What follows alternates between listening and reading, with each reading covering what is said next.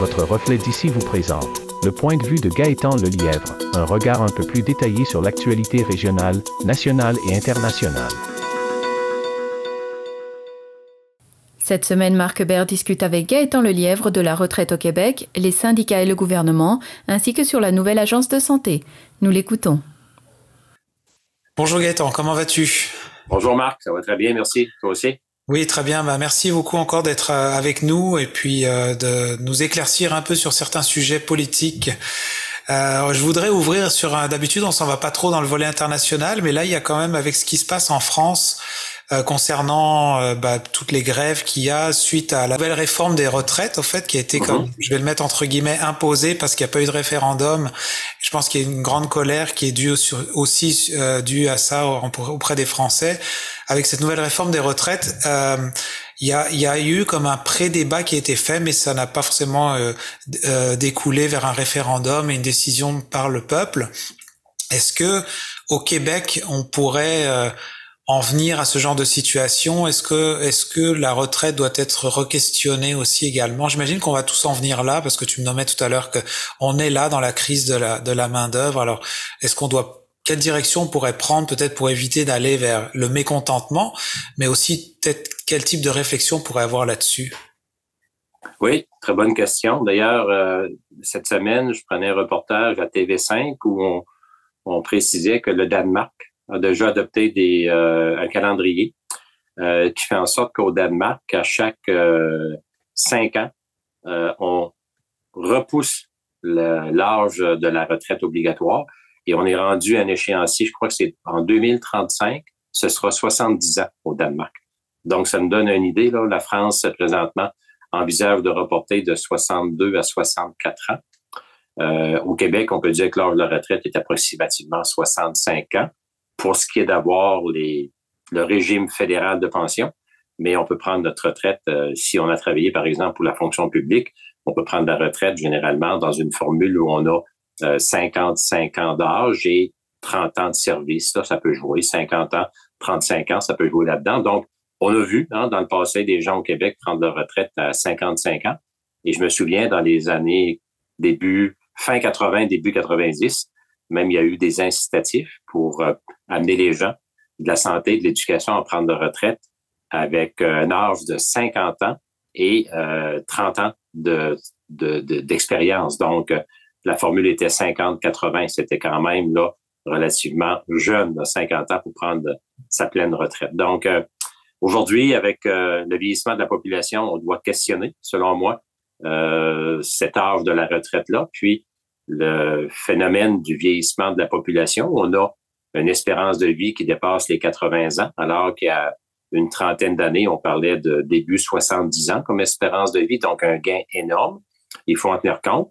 Puis il faut aussi tenir compte de la rareté de la main-d'œuvre. On est vraiment dans une crise, une pénurie de main-d'œuvre. Donc, on a des services à livrer à la société, que ce soit au niveau de la santé, de l'éducation, mais de l'ensemble là, de l'appareil gouvernemental et aussi des services privés. On voit de plus en plus des travailleurs expérimentés, comme on les appelle, travailler au-delà d'un âge qui dépasse les 70 ans dans certains commerces. Donc, il y a un changement qui s'opère de façon naturelle. Maintenant, est-ce que le gouvernement va provoquer une officialisation de ce report de l'âge de la retraite? C'est la question qu'on peut se poser. Moi, je crois que ça va être inévitable, là, comme ça se fait un peu partout dans le monde. Maintenant, l'important, c'est d'avoir un bon débat de société, comme tu l'as mentionné tantôt.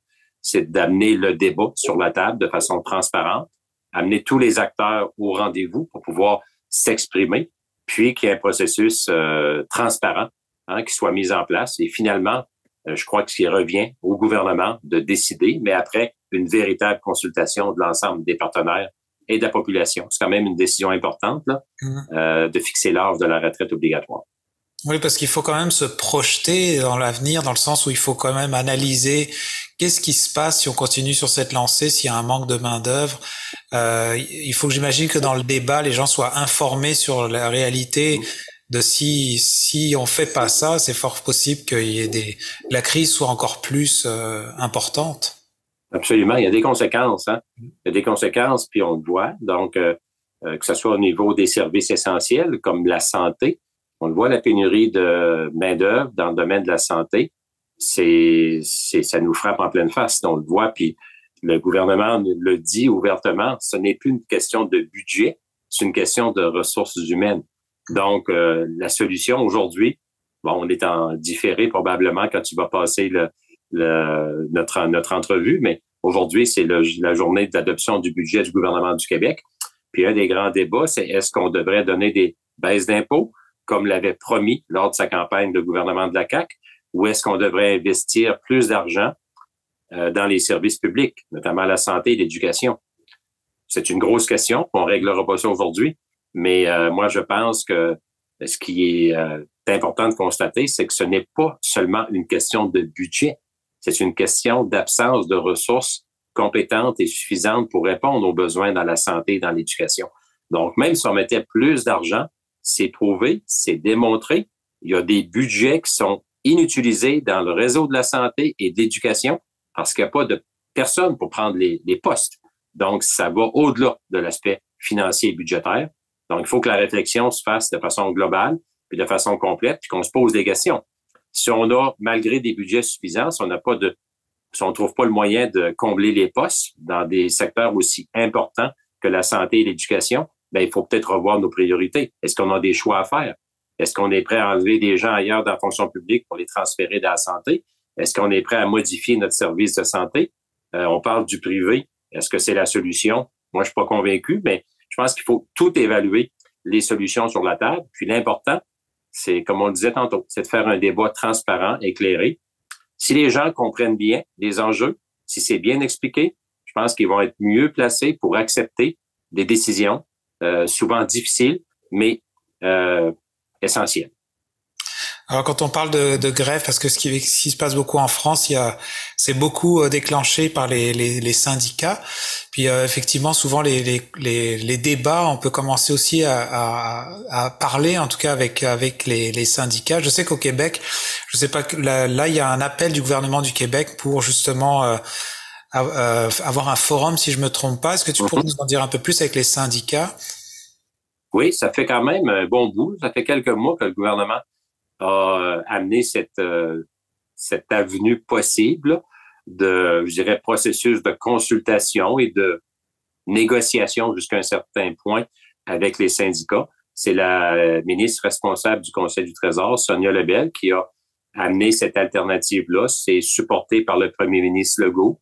C'est aussi supporté par le ministre de la Santé, mais c'est très mal reçu par les syndicats.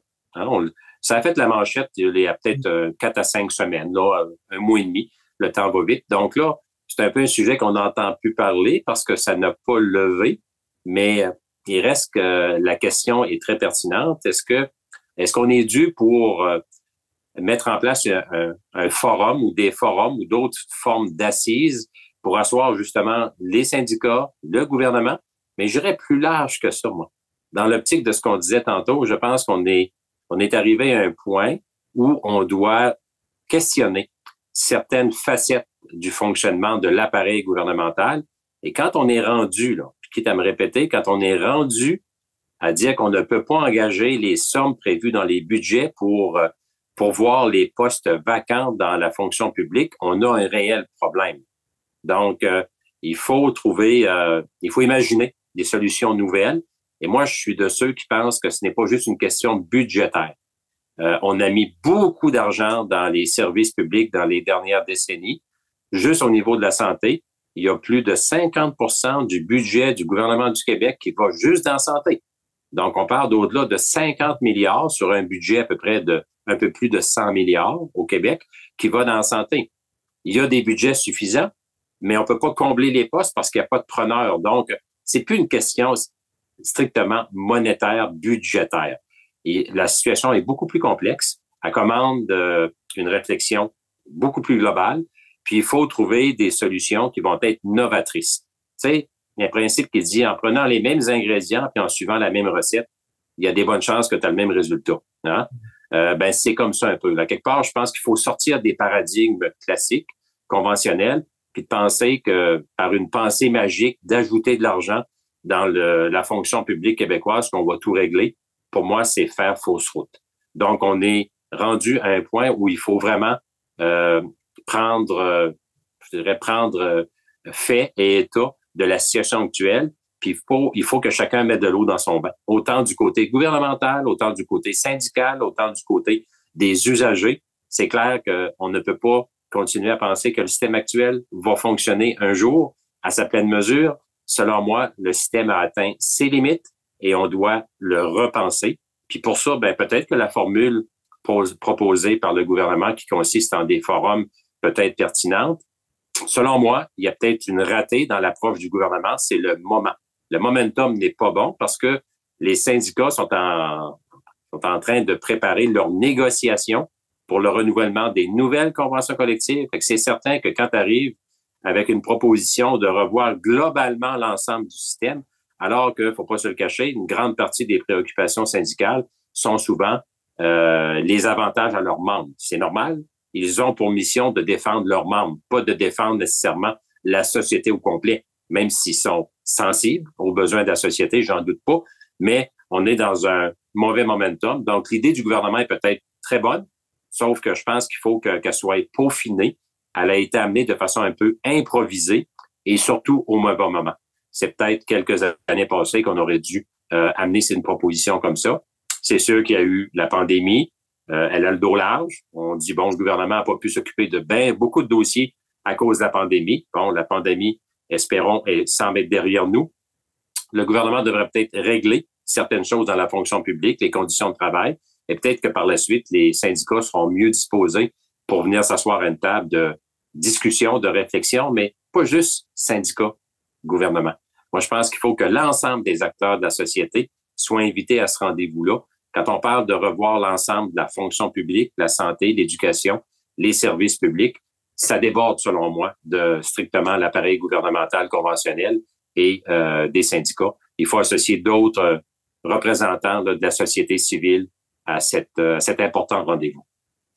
D'accord. Et peut-être pour terminer, je voudrais prendre juste quelques minutes pour parler de la création de la nouvelle agence de santé. Tu me notifiais là que c'était versus une imputabilité ministérielle. Est-ce que tu voudrais me clarifier un petit peu ce point-là? Oui, c'est écoute, rapidement, là, dans le fond, on entend beaucoup parler depuis quelques semaines, là, même depuis peut-être un peu plus d'un mois. On entend beaucoup parler dans les médias de la volonté du ministre de la Santé, Christian Dubé, de mettre en place une agence de la santé, un peu, dans le fond, une société d'État, comme serait Hydro-Québec, comme est Hydro-Québec, comme est la SAQ, la SAAC, etc. Donc, une nouvelle structure qui va être mise en place et qui serait, on ne sait pas trop où, entre les instances conventionnelles ou l'instance qui est ultimement le ministère de la Santé et aussi le cabinet du ministre. Parce qu'on sait qu'on parle beaucoup d'imputabilité au niveau de l'appareil gouvernemental. Le principe de base est que le ministre est imputable de l'ensemble des interventions de son ministère. Donc, on arrive, depuis quelques années, on constate qu'il y a vraiment un problème majeur au niveau de la santé, des problèmes majeurs au niveau du réseau de la santé. Et les gouvernements, autant ceux qui se sont succédés, ceux qui ont précédé le gouvernement actuel, tout partis confondus, ont démontré une certaine incapacité à régler les problématiques récurrentes du secteur de la santé. Donc, la question qu'on peut se poser, si le ministre de la Santé veut créer une agence, une société d'État entre lui et l'appareil gouvernemental, le ministère de la Santé, est-ce que c'est parce que c'est une patate chaude? On ne voit pas la façon de régler les problèmes dans le réseau de la santé. Puis là, on veut peut-être se libérer d'une certaine imputabilité, de dire, écoutez, c'est pas moi qui est responsable comme ministre, là. Il y a une agence qui a été mise en place, c'est une société d'État, et ils ont une certaine indépendance, ils ont une certaine marge de manœuvre qui leur est propre.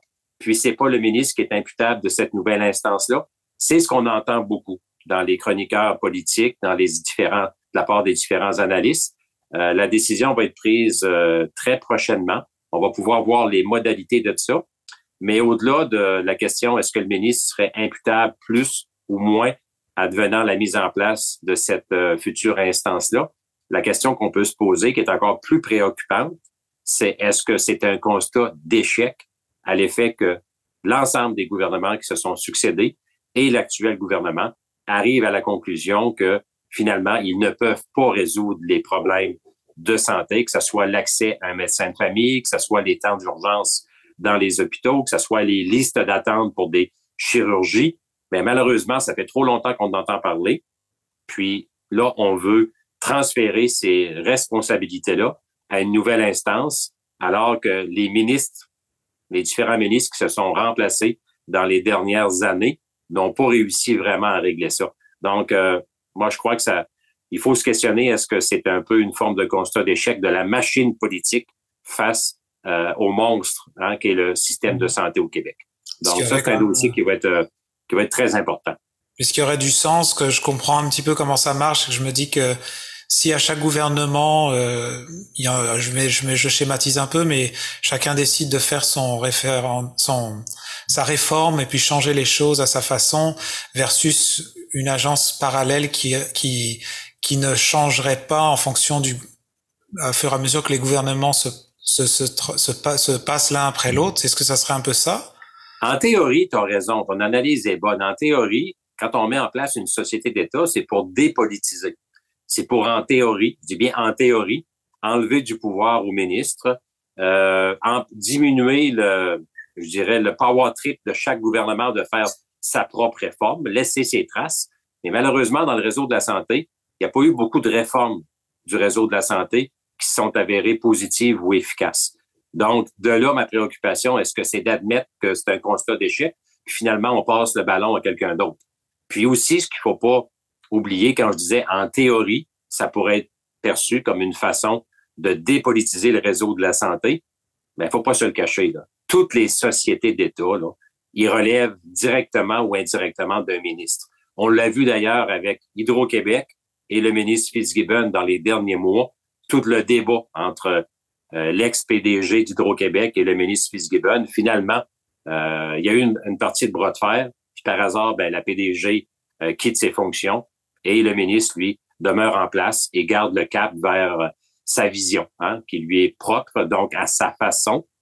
Il est en train de modeler les futures orientations d'une société d'État qui, en théorie, relève d'une PDG, relève d'un conseil d'administration qui, théoriquement, est autonome, mais dans les faits, drôle de circonstances, on peut constater dans de nombreux dossiers, dans de nombreuses occasions, que les ministres responsables des sociétés d'État emmènent très, très large à l'égard de ces sociétés d'État-là.